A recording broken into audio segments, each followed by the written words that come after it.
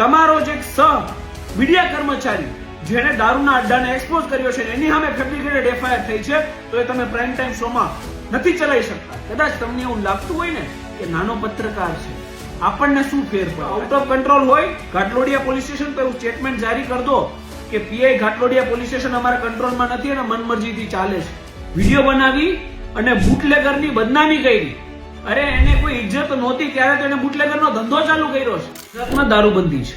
હવે તમે એવું ચોક્કસથી કહેશો કે મેહુલભાઈ શું મજાક કરો છો, ગુજરાતમાં તો ખૂણે ખૂણે દારૂ મળે છે. એ તમારી વાત 100%ની, પરંતુ કાયદા વ્યવસ્થાના વ્યક્તિ તરીકે તમને જણાવું તો ગુજરાતમાં પ્રોહિબિશન લો છે અને ગુજરાતની અંદર દારૂબંધી છે. એટલે થવું શું જોઈએ કે જો કોઈ વ્યક્તિ એ દારૂને એક્સપોઝ કરે, બુટલેગરોને એક્સપોઝ કરે તો એનું સન્માન થવું જોઈએ. પણ એવું ગુજરાતમાં શક્ય નથી. ગુજરાતમાં શું થાય કે જો તમે બુટલેગરોને એક્સપોઝ કરો તો અમદાવાદમાં ઘાટલોડિયા વિસ્તારમાં અમદાવાદ મીડિયા ઉપર ખોટી અને ફેબ્રિકેટેડ બે એફઆઈઆર દાખલ કરવામાં આવે. એટલે એફઆઈઆર થી તમારું સન્માન થાય. એ કહેવત છે કે great power comes with great responsibility. એટલે કે પોલીસ હોય, કમિશનર હોય, કલેક્ટર હોય કે કોઈ એક વિસ્તારનો પીઆઈ હોય, તમને મળેલી સત્તાઓ એક જવાબદારીને લઈને આવે છે.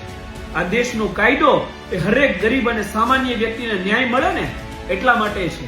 તમે કાયદાનું જાતે વિશ્લેષણ કરી અને કેમ કે તમને સત્તા મળે છે એટલે કાયદાને તરોડી અને મરોડી અને કોઈ વ્યક્તિને અન્યાય થાય એ રીતે તમારી સત્તાઓનો દુરુપયોગ કરો એટલા માટે ક્યારેય કાયદો વ્યવસ્થા હોતી નથી. ગુજરાતની અંદર કથિત દારૂબંધી છે. દારૂના અડ્ડા તમે તો બંધ કરાવી શકતા નથી, કેમ કે આ જે બુટલેગરો છે એ તો તમારા વાલસોયા દીકરાઓ છે. જેમ એક વૃદ્ધ પિતા હોય, અશક્ત હોય, નિર્બળ હોય, પોતાનું લાલન પાલન કરી શકતા ના હોય, એને એનો દીકરો સાચવે, એ રીતે ગુજરાત પોલીસને એના દીકરા બુટલેગરો સાચવે છે. કેમ કે તમે નિર્બળ છો. તમે આ બુટલેગરો સામે પોતાનો કાયદો અને પોતાનો રૂઆબ નથી ચાડી શકતા. તમે કોની સામે આ કાયદાનો દુરુપયોગ કરશો તો કોઈ વ્યક્તિ તમારી સામે બોલે, કોઈ વ્યક્તિ બુટલેગરોને એક્સપોઝ કરે, કોઈ વ્યક્તિ સિસ્ટમની સામે બોલે એટલે પીસીઆર 1 ઠાસી દેવાની, ધરપકડ કરી લેવાની, ખોટી એફઆઈઆર દાખલ કરી દેવાની. એટલે પેલો જે વ્યક્તિ સત્ય માટે લડી રહ્યો છે નિરાશ થઈ જાય, એ હતાશ થઈ જાય કે હું સાચા માટે આગળ આવ્યો હતો અને મારી ઉપર ખોટી એફઆઈઆર થઈ. આજે મારી સાથે સમર્થન આપવા માટે, મારી સાથે ચાલવા માટે કોઈ વ્યક્તિ નથી. એટલે તમારો એક મુખ્ય ઉદ્દેશ્ય એ છે અમદાવાદ મીડિયા ઉપર એફઆઈઆર કરવાનો કે આ વ્યક્તિ છે ભવિષ્યમાં આ રીતે ક્યારેય પણ આગળ ના આવે, ખોટું થતું હોય એની સામે બોલે નહીં, ખોટું થતું હોય એની સામે કોઈ વિરોધ ના કરે. એટલા માટે તમે ફોલ્સ એન્ડ ફેબ્રિકેટેડ એફઆઈઆર દાખલ કરો. પહેલી એફઆઈઆર દાખલ કરી તો કે ભાઈ તમે ડ્રોન ઉડાડ્યું, જાહેરનામો ભંગ, બીએનએસ 223 મુજબ એફઆઈઆર દાખલ કરી દીધી. પરંતુ તમને એ ખબર છે કે બીએનએસ 215 નો બહાર નડે, એફઆઈઆર ના થાય નહીં. એ કઈ કાયદો વ્યવસ્થા આપણે શું લેવા દેવા છે? આપણને સત્તા મળે છે ને એફઆઈઆર દાખલ કરવાની, એટલે એફઆઈઆર ઠોકી દો કોઈ પણ વ્યક્તિ. અને આ જે ડ્રોન ના ઉડાડવા બાબતનું જાહેરનામું હોય શા માટે હોય છે? ડ્રોન ના ઉડાડવા બાબતનું જાહેરનામું એ કોઈ પણ શહેરની સલામતી માટે હોય છે, સુખાકારી માટે હોય છે, લોક કલ્યાણ માટે હોય છે, લોકોની પ્રાઇવસી જળવાય એના માટે હોય છે. કોઈ બુટલેગરો એના ઘરની અંદર દારૂ વેચતા હોય અને એને કોઈ એક્સપોઝ કરે તો એના માટે નથી હોતું કે એને એક્સપોઝ ના કરી શકાય. બીજી એફઆઈઆર દાખલ કરો છો અને એફઆઈઆર માં મજાકની અને રમૂજની વાત તો એ છે કે બુટલેગર ફરિયાદી બને છે. બીએનએસ ની ધારા 329 એટલે criminal trespass, 333 house trespass with intention of causing hurt અને 356 શું છે? બદનક્ષી. એટલે કે વિડીયો બનાવી અને બુટલેગરની બદનામી કરી. અરે એને કોઈ ઇજ્જત નહોતી ત્યારે તો એને બુટલેગરનો ધંધો ચાલુ કર્યો છે અને તમે કાયદા કાનૂનની મજાક ઉડાડો છો. તમે બદનક્ષીની ધારા આ એક મીડિયા કર્મચારી ઉપર લગાવો છો, એને બદનામી કરી છે. અરે દારૂ વેચવાથી બદનામી થાય છે એ તમને નથી સમજાતું. પણ કહેવાય ને કે કાયદો વ્યવસ્થા આપણને મળી છે, આપણને કાયદાએ પાવર આપ્યો છે, તો એનું યુટિલાઇઝેશન કઈ રીતે કરવું ને એ આપણે નથી વિચારવાનું. સામાન્ય સંજોગોની અંદર કોઈ એક વ્યક્તિને પોલીસ સ્ટેશનમાં એફઆઈઆર નોંધાવી હોય ને તો એના ચપ્પલના તળિયા ઘસાઈ જાય એટલા એને ધક્કા ખાવા પડે. પણ તમે પોલીસના વાલસોયા દીકરા બુટલેગરો સામે કંઈક બોલો કે પછી પોલીસ સામે બોલો એટલે એફઆઈઆર થતા 5 જ મિનિટ થાય અને એક નહીં 2, 3, 4 એફઆઈઆર થાય. અને મને તો અહીંયા પ્રાણ પ્રશ્ન એ છે સમજાતું એ નથી કે આપણા હોમ મિનિસ્ટર શ્રી હર્ષભાઈ સંઘવી એના કંટ્રોલમાં ઘાટલોડિયા પોલીસ સ્ટેશન નથી? હર્ષભાઈ સંઘવીને નથી દેખાતું કે આ વ્યક્તિએ દારૂના અડ્ડાને એક્સપોઝ કરીને એક સારું કામ કર્યું છે? ચાલો, તમારથી સન્માન તો નહીં જ થાય, એ હું પણ માનું છું, પરંતુ કોઈ વ્યક્તિ જેને સાચું કામ કર્યું છે, કાયદો વ્યવસ્થા મુજબ ચાલ્યો છે, એને હરેસમેન્ટ કરવાનું તો કામ કરવામાં ના આવે. તમારે કંઈક તો એક્શન લેવી જોઈએ ને.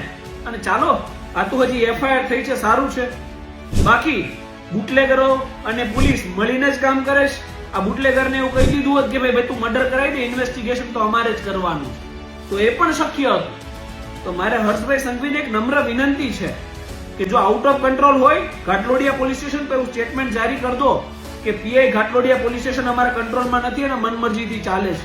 ભારતની બંધારણની ધારા 19(1) એ કોઈ મીડિયા હોય કે સામાન્ય વ્યક્તિ હોય, સાચાને સાચું અને ખોટાને ખોટું કહેવાની અભિવ્યક્તિની આઝાદી આપે છે, વાણીની સ્વતંત્રતા આપે છે. તો એનો ઉપયોગ તો હું પણ કરું છું, એ મીડિયા કર્મચારીએ પણ કર્યો છે. અને તો પછી એવું લાગે તો ઘાટલોડિયા પીઆઈ પાસે બહુ બધી સત્તા છે, આમાંય પણ મારી સામે આઈટી એક્ટ મુજબ એક ફરિયાદ દાખલ કરી દે, કારણ કે કાયદાનો દુરુપયોગ કરવા સિવાય તો તમારી પાસે કોઈ કામ નથી. અને અમદાવાદ મીડિયા જો ભવિષ્યમાં રાષ્ટ્ર માટે કામ કરતું રહેશે તો આવી એફઆઈઆર ઘણી બધી થવાની છે. અમદાવાદ મીડિયાના સતત સંપર્કમાં છીએ.